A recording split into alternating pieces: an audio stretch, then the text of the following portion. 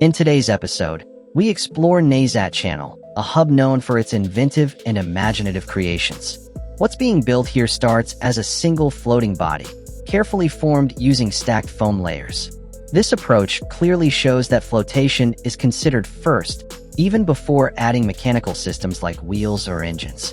At this early stage, the main focus is on keeping the structure light, stable on water, and shaped for smooth movement.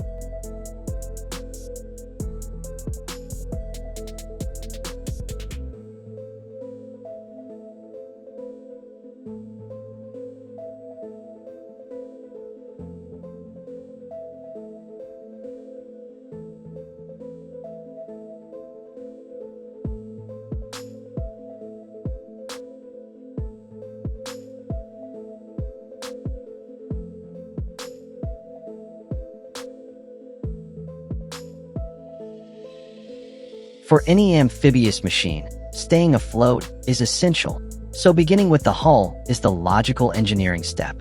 Foam like this is widely chosen in DIY marine construction due to its balance of strength and low weight. Fiberglass fabric is placed over the foam and coated with resin, turning the soft base into a solid composite shell. At this stage, the hull is strong enough to hold internal parts such as motors, batteries, and drive components.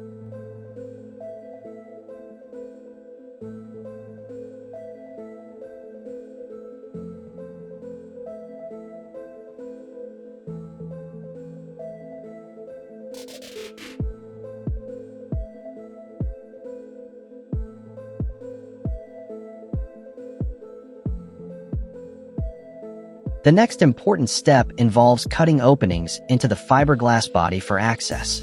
These rectangular cutouts are carefully measured and created using cutting tools, exposing the foam core underneath. However, making cuts in a composite surface introduces structural concerns.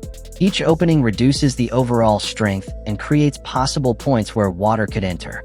The reinforcement around these cut sections shows the builder understands how to restore strength and manage stress distribution.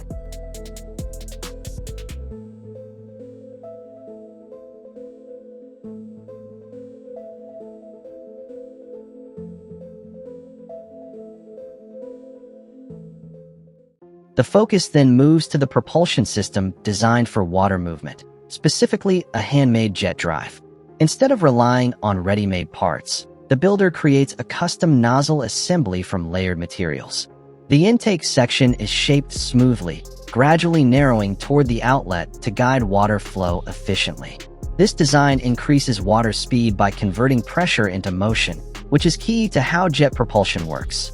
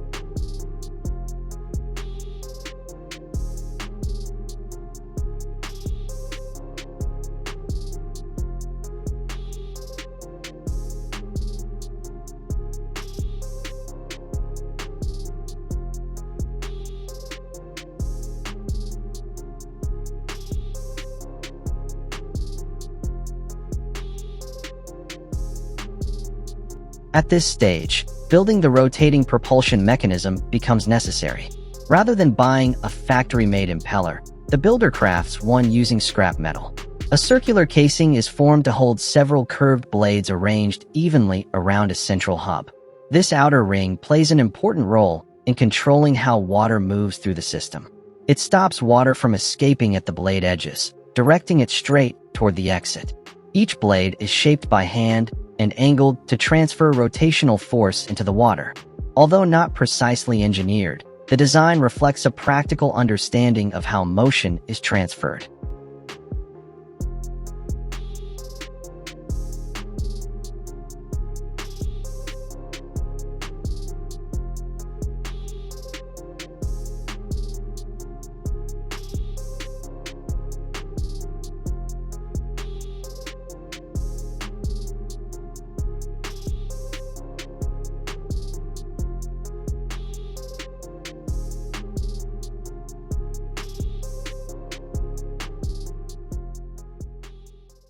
Water flows in straight, spins as it passes through the blades, and is then directed smoothly out through the surrounding channel.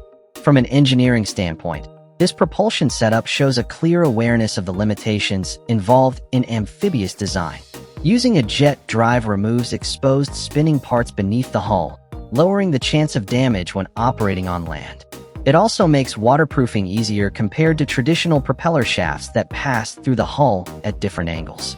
For a DIY project, minimizing seals and external moving parts greatly improves overall dependability.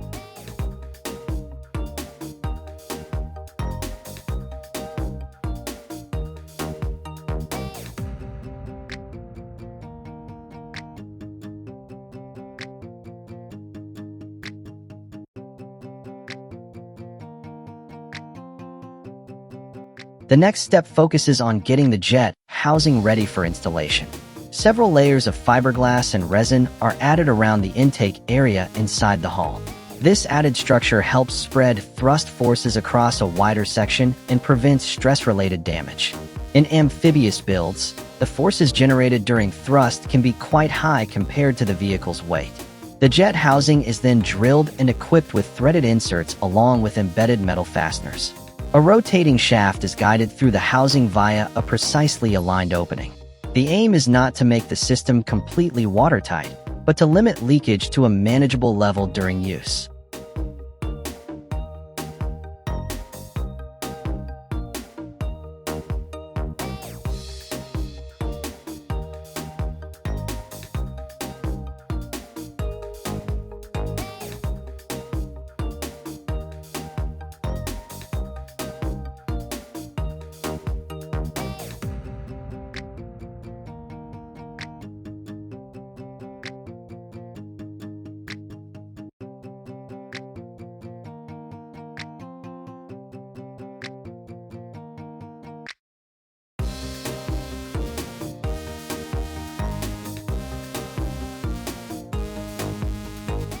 With the jet system securely built into the hull, attention shifts to power delivery and control. The gearbox is cleaned thoroughly to remove grease buildup, dirt, and any leftover metal particles. Gears and bearings inside are inspected and lubricated again to improve performance and reduce wear. This component converts the fast rotation of the electric motor into usable force for the jet system.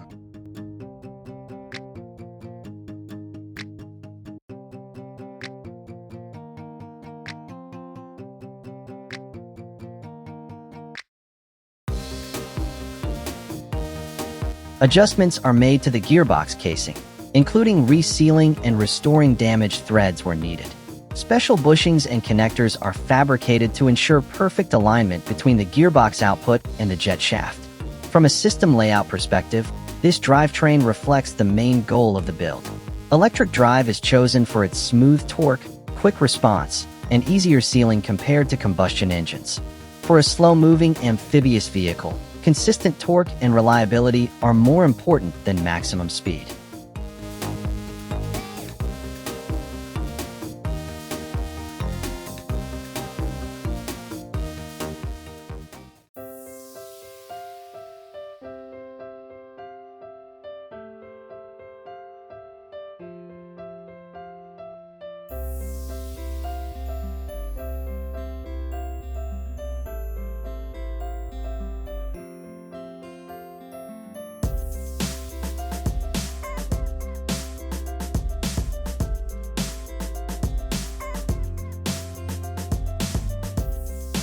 At this point, the build enters a more inventive stage, where a bicycle is integrated into the hull.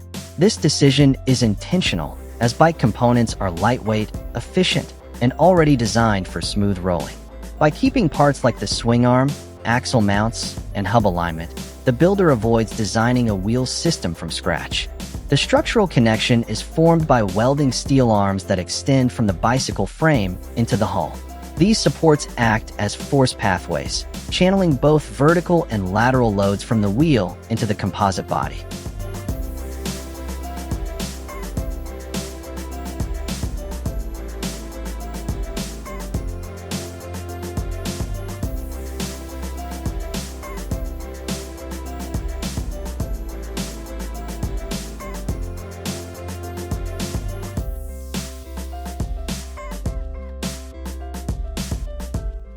At this stage, the build evolves from a simple powered base into a fully maneuverable amphibious vehicle. Control systems such as steering and movement articulation now take priority, approached with the same mixed design strategy. Bearings, seals, and contact surfaces are checked and adjusted before being reassembled to avoid friction or misalignment.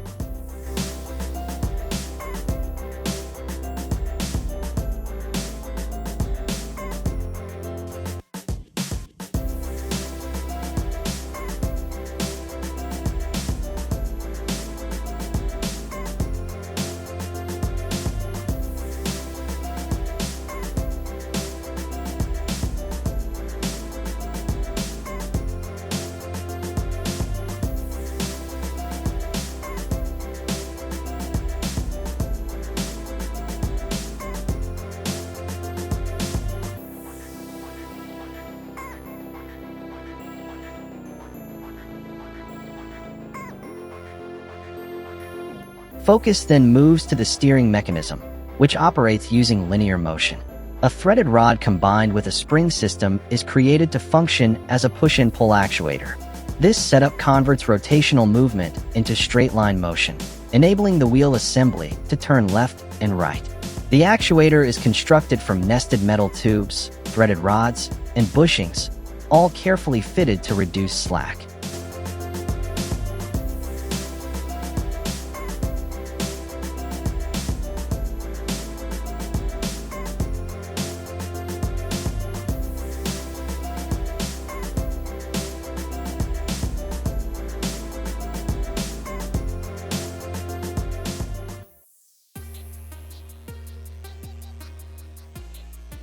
Any play in this system would result in poor steering precision or instability on rough ground. The steering actuator is then connected directly to the bicycle-derived suspension arm. The existing fork and pivot structure provide a natural steering axis. This allows directional movement without redesigning the entire front-end geometry. The actuator connects using Klifs-style joints, allowing flexibility while efficiently transmitting force.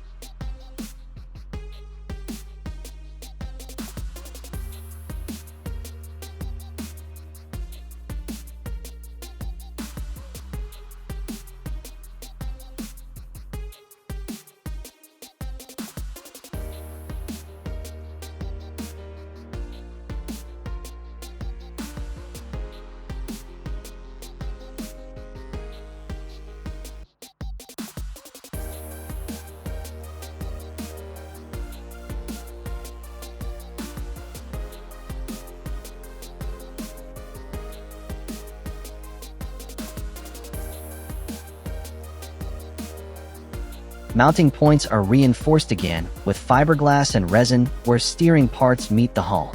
At this phase, the project moves into its final stage of mechanical fine-tuning. Attention first goes to the suspension and shock-absorbing system linked with the wheel and steering setup. A coil spring shock absorber is installed alongside the linkage and swing arm assembly.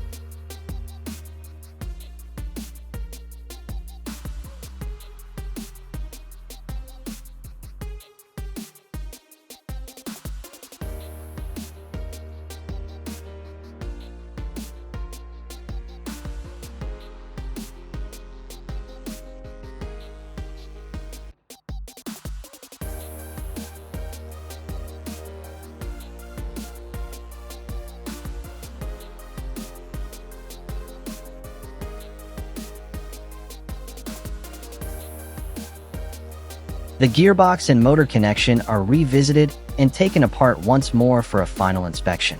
Shafts are adjusted and reworked where needed to improve alignment and fit. Although repeated disassembly may seem unnecessary, it reflects careful prototype development. Initial assembly often reveals hidden flaws that only appear under load or during integration.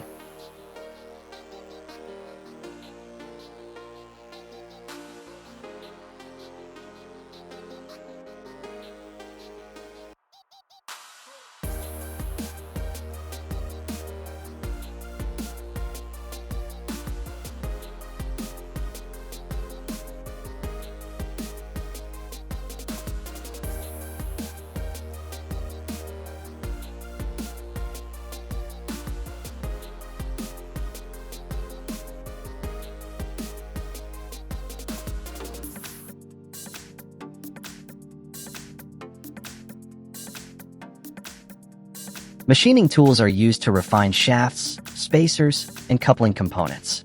These refinements ensure that power from the electric motor transfers smoothly without resistance or looseness.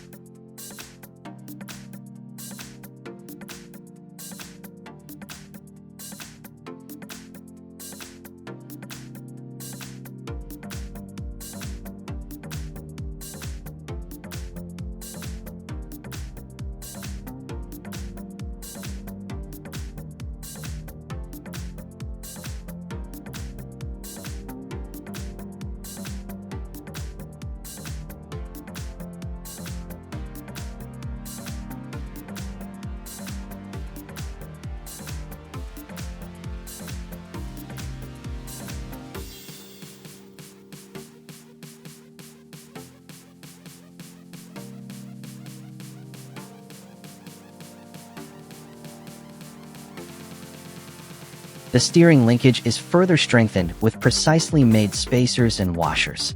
These components manage movement along the pivot axis, ensuring steering input translates directly into action instead of looseness. Minimizing this slack is crucial not just for precise steering on land. It is equally important in water, where small instabilities can quickly grow due to fluid resistance.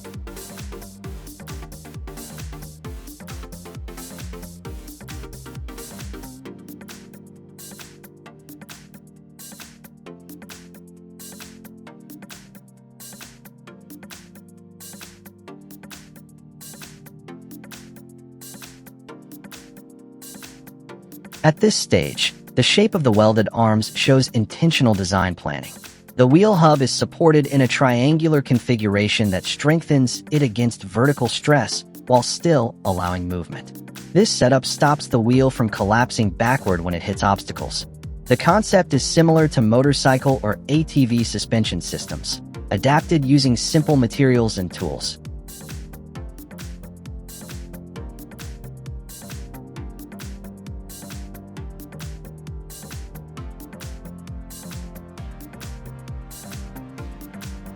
Once the frame is welded, the shock absorber is fixed permanently into the suspension system. The coil spring unit is positioned between two reinforced mounting points so it can compress under load. The stiffness of the spring is chosen deliberately to handle the vehicle's weight and limit excessive dipping.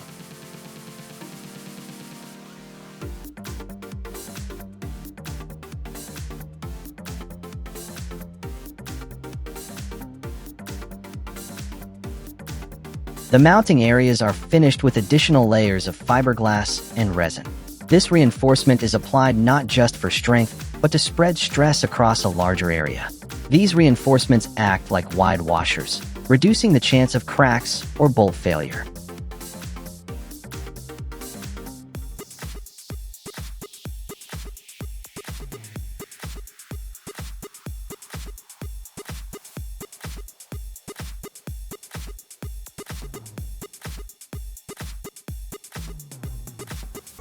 After curing, the suspension arms are reattached and tightened securely. With the structure stable, focus shifts to movement and shock absorption. The coil spring is installed and fine-tuned, while the linkage is tested through its full range of motion.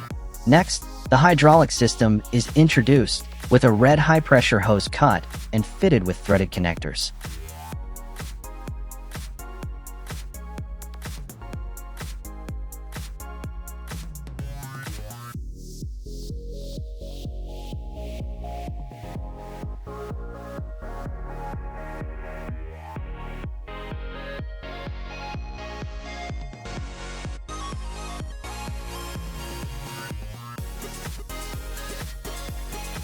The hose is routed carefully to avoid sharp bends and areas of heat.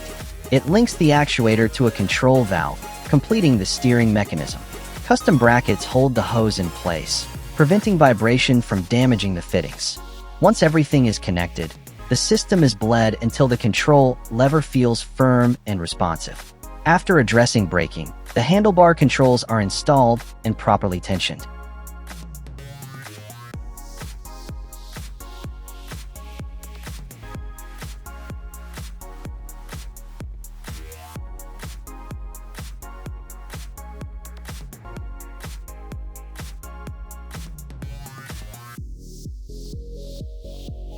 Cables are measured, cut, and secured by hand, then routed smoothly to reduce friction. The brake lever is adjusted gradually until the rear brake engages smoothly instead of suddenly. This fine-tuning is essential for maintaining balance, especially with the custom suspension setup.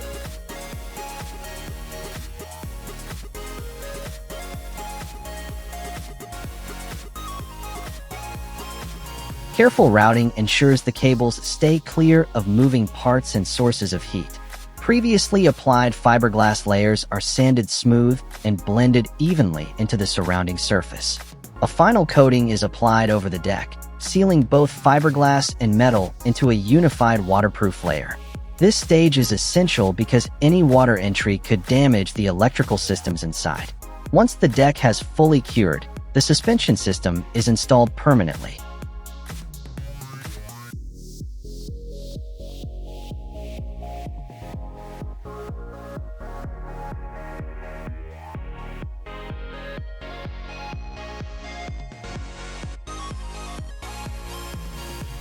The coilover shock is secured in its final mounting position, and the linkage is tested through full movement cycles.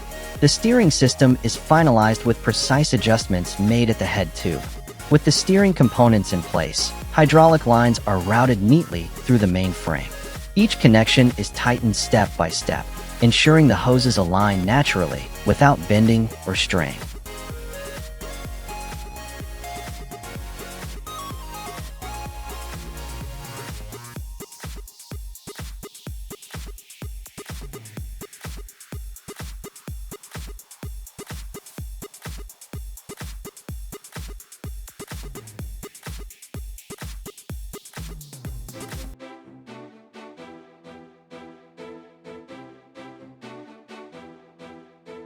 After securing everything, the steering cylinder is connected to the front linkage, completing the hydraulic setup.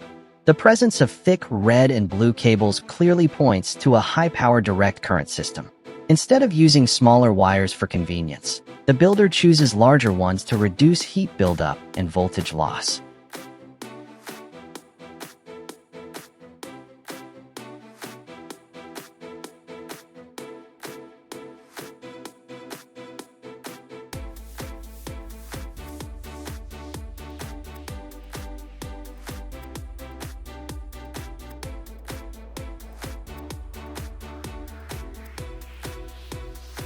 The wiring approach highlights durability, with soldered joints used throughout the system.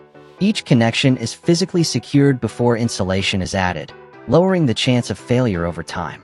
By sealing each connection separately before grouping the wires, protection against moisture is improved. An important detail is the inclusion of a multi-terminal switch unit featuring copper connectors. This setup suggests that systems are activated individually rather than all at once.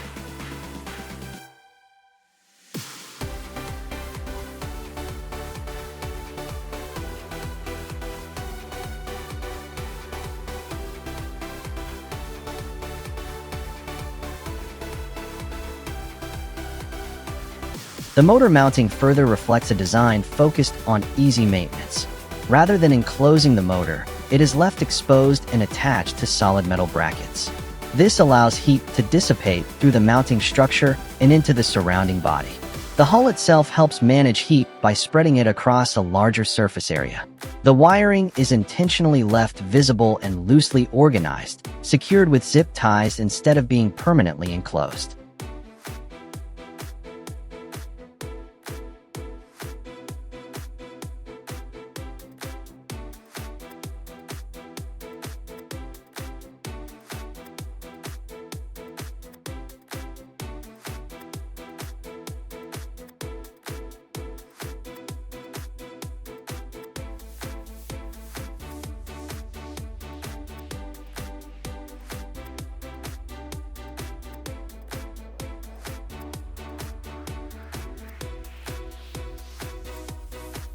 This makes every electrical path easy to inspect and access when needed. In the end, the project stands out not as a simple hybrid build, but as a thoughtfully engineered experiment. Here, it becomes clear how systems designed for land can briefly operate in water without losing effectiveness. All the major design choices point toward one central guiding idea. When shifting from land to water, the system must simplify to maintain stability.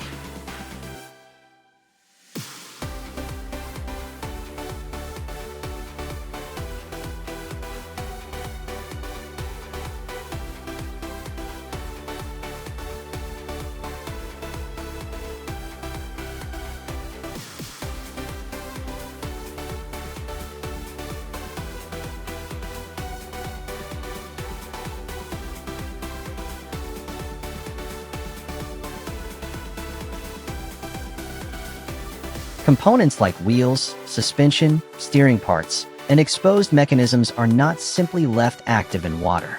Instead, they are deliberately retracted, folded away, or locked so the vehicle takes on a cleaner, water-friendly shape. This change helps lower resistance and prevents uncontrolled movement. Most importantly, it stops water forces from acting on parts that are only meant to function under gravity. By retracting or fixing these elements in place, the builder avoids a common design mistake.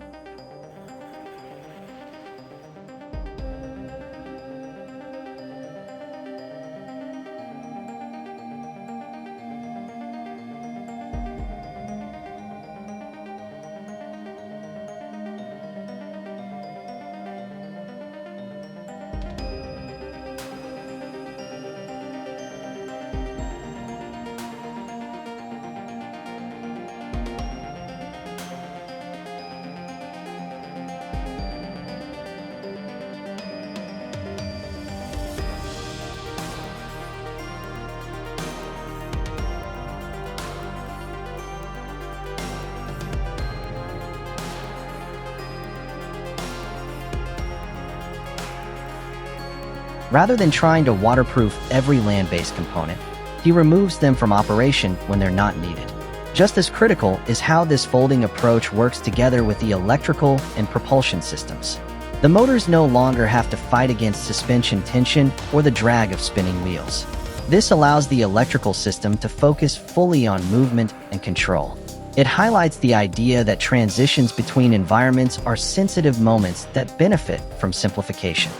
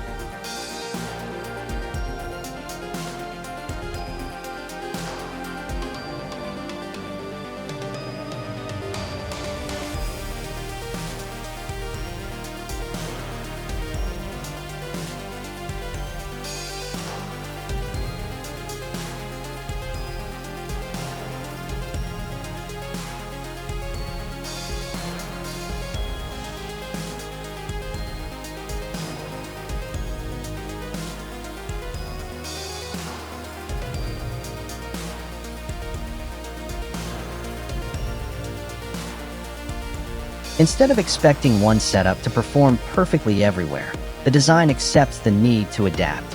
Ultimately, the project's strength comes not from individual parts, but from disciplined design choices.